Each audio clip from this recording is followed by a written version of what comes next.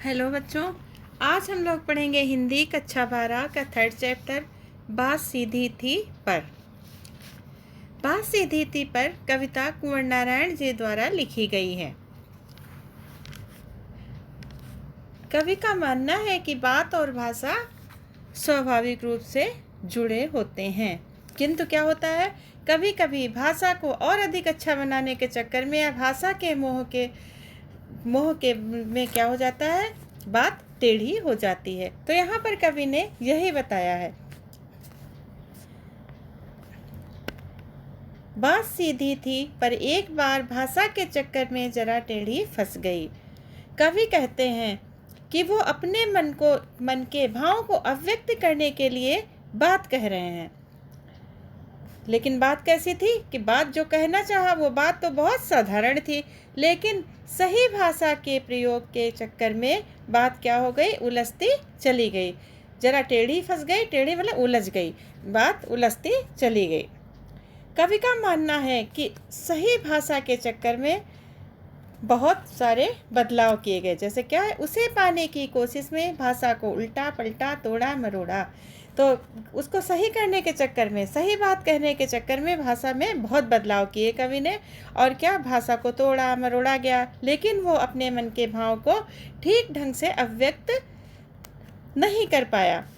कवि ये प्रयत्न करता रहा कि भाषा के जाल से वो भाषा को पहले तो सही करने का प्रयत्न करता रहा, उसके बाद उसको लगा जब वो नहीं कर पाया, व्यक्त नहीं कर पाया, तो कवि ने ये प्रयत्न किया कि वो भाषा के जाल से मुक्त हो जाए। लेकिन हुआ क्या, बात और भी ज़्यादा जटिल हो गई। इस कथ्य को समझाना कवि के लिए बहुत मुश्किल हो गया। पेचीदा होना यानी जटिल होती चली गई। सारी मुश्किलों को धैर्य से समझे बिना मैं पेच को खोलने के बजाय उसे बेतरह कसता चला जा रहा था, क्योंकि इस करतब पर मुझे साफ सुनाई दे रही थी तमाशबीनों की शाबाशी और वाह वाह। सारी मुश्किलों को धैर्य के बिना, कवि क्या कहते हैं, जब उसकी बात क्या हो गई, और ज़्यादा पेचीदा हो गई, तो पेचीदा यानी टेढ़ी हो गई और ज़्यादा जटिल हो गई, तो मैं पेज खोलने के बजाय, तो उसने सारी समस्या को ध्यान से क्या किया, ध्यान से हल ढूंढने की बजाय, समस्या का हल ढूंढने की बजाय वो और अधिक शब्द जाल में फंस गया। कैसे फंस गया, जैसे जब हम होते हैं किसी चीज़ की पेच कसते, जल्दबाजी में क्या होता है, उनको और ज़्यादा और अच्छा हो जाए और बढ़िया ढंग से कस जाए, उसको जल्दबाजी में उल्टा कस दे। उसी तरह से कवि क्या हुआ, कवि और भी ज़्यादा अपने शब्द जाल में फंसता चला गया। तो क्या हुआ यहाँ पर, अतः बात रूपी जो पेज था वो खुलने के स्थान पर टेढ़ा होता गया, और कवि उसे अनुचित रूप से कसता चला गया, मतलब उल्टा कसता चला गया, जिससे वो और ज़्यादा टेढ़ा हो गया। इससे भाषा और भी कठिन हो गई। शब्दों के प्रयोग पर, जब क्लिष्ट भाषा होती है तो उस कविता, जितने क्लिष्ट शब्द होते हैं कविता में, उतनी ज़्यादा अच्छी मानी जाती है दर्शकों के लिए, श्रोताओं के लिए, चाहे वो अर्थ ना समझ पाए, लेकिन वो क्लिष्ट शब्द वाली कविता को बहुत वाहवाही करते हैं। तो उसे वो दर्शक लोग क्या करने लगे, उसे प्रोत्साहन दे रहे थे और उसकी प्रशंसा कर रहे थे। आखिरकार वही हुआ जिसका मुझे डर था। जोर जबरदस्ती से बात की चूड़ी मर गई और वो भाषा में बेकार घूमने लगी। कवि अपनी बात कहने के लिए बनावटी भाषा का प्रयोग करने लगा। परिणाम वही हुआ जिसका उसे डर था। जैसे पेज के साथ जबरदस्ती करने से क्या होता है, उसकी चूड़ियाँ मर जाना, कि प्रभाव समाप्त हो जाना, बात का प्रभाव खत्म हो जाना।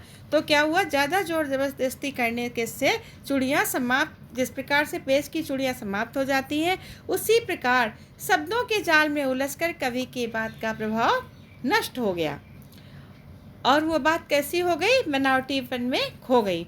उसका मूल अर्थ समाप्त हो गया और उसमें बनावटीपन रह गया।